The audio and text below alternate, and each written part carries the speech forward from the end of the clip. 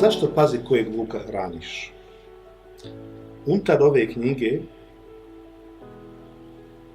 postoji bezbroj priča koje imaju za cilj da u vama probude onu istinsku emociju koja vodi ka transformaciji i promjeni, ka sretnom životu. Jedna od tih priča koju ja možda smatram najefektnijom za ovu knjigu zove se Pazi kojeg vuka hraniš.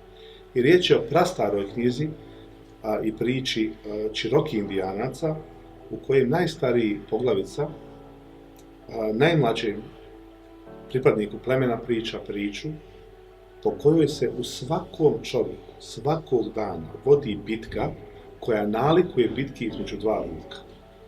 Sad, vukovi su zvijeri, vukovi nisu životinje, to je strašna bitka.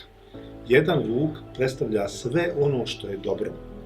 Dakle, mir, sreću, zadovoljstvo, uspjeh i tako dalje. Drugi vuk predstavlja sve ono što je zlo.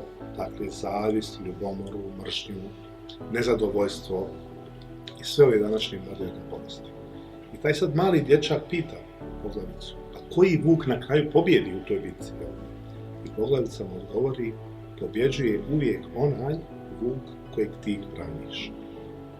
Dakle, upravo zato kaže, pazi kojeg vuka hraniš.